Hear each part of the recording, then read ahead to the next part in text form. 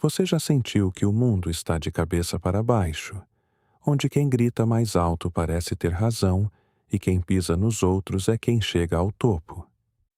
Pois é, há 2000 anos, em uma colina verdejante na Galileia, um homem se sentou e decidiu virar essa lógica do avesso de uma forma que ecoa até os dias de hoje, direto no seu feed.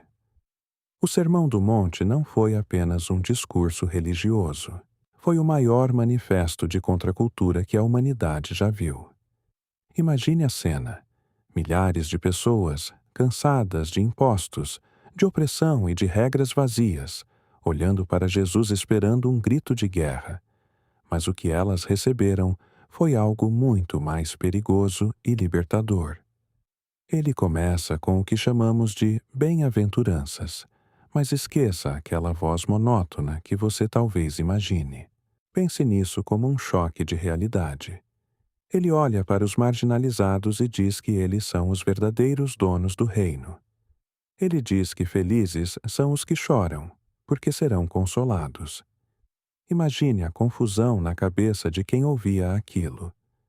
Como alguém pode ser feliz chorando?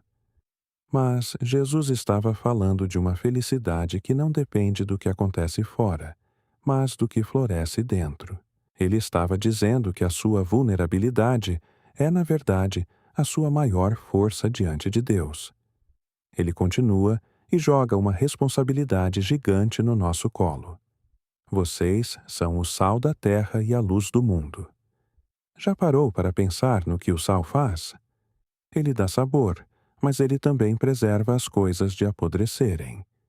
Jesus estava dizendo que, sem pessoas que vivem o amor de verdade, a sociedade simplesmente apodrece na própria amargura. E sobre ser luz? Uma luz não brilha para si mesma. Ela brilha para que todos ao redor vejam o caminho. Não é sobre ser famoso ou ter seguidores. É sobre ser a pessoa que, quando entra em um ambiente pesado, traz clareza e paz sem precisar dizer uma única palavra. Mas aí, o sermão começa a ficar realmente desconfortável, porque Jesus decide mexer no nosso interior, naquela parte que a gente tenta esconder até de nós mesmos. Ele fala que não basta não matar. Se você odeia seu irmão no coração, você já quebrou algo sagrado. Ele diz que não basta não trair fisicamente. Se o seu olhar é carregado de desejo egoísta, a pureza já se foi. Ele está elevando o padrão de um jeito que ninguém consegue fingir. Ele não quer apenas que você siga regras. Ele quer o seu coração por inteiro. Ele fala sobre honestidade de um jeito simples, que o seu sim seja sim e o seu não seja não. Imagina se todo mundo vivesse assim hoje, sem letras miúdas, sem manipulação, apenas a verdade nua e crua. E então vem o golpe de misericórdia no nosso ego. O amor aos inimigos. Ele nos desafia a orar por quem nos persegue e a dar a outra face. Isso não é fraqueza. É o nível mais alto de força que um ser humano pode atingir, porque é o único jeito de quebrar o ciclo de ódio que destrói o mundo. Jesus está nos ensinando que a vingança só nos torna iguais a quem nos feriu, mas o perdão nos torna parecidos com o Criador. E o sermão avança para o nosso dia a dia, para aquelas preocupações que tiram o nosso sono. Ele fala sobre a ansiedade, algo que parece ter se tornado o mal do nosso século.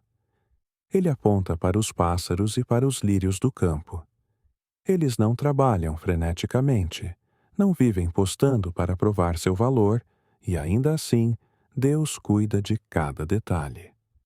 A mensagem aqui é poderosa. Você vale muito mais do que imagina. Por que você gasta tanta energia se preocupando com o amanhã, se o amanhã nem te pertence? Ele nos convida a buscar primeiro o reino, a buscar o que é eterno, e garante que as outras coisas vão se encaixar. É um convite para respirar, para confiar e para parar de tentar controlar tudo o tempo todo. Ele também nos ensina a falar com o Pai, nos dando a oração do Pai Nosso, que é o resumo perfeito de como devemos nos relacionar com o Divino, com intimidade, reverência e um pedido diário por pão e por perdão. Ele nos alerta sobre o perigo de julgar os outros, lembrando que muitas vezes a gente aponta o cisco no olho do vizinho, enquanto tem uma viga inteira cega o nosso próprio olhar. É um chamado à humildade radical, a olhar para o espelho antes de apontar o dedo. À medida que o sol ia baixando naquela colina, Jesus encerra com uma parábola que define o destino de cada um de nós. Ele fala sobre dois construtores.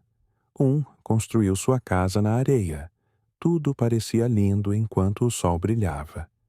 Mas, quando a tempestade veio, e ela sempre vem para todo mundo, a casa desabou porque não tinha base.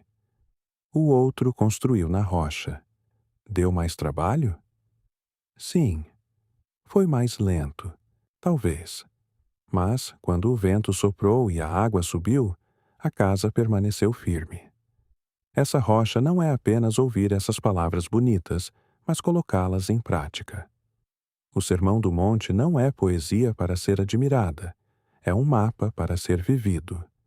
Ele termina e a multidão fica em choque, porque ele falava como quem tem autoridade, e não como os mestres da época que só repetiam tradições.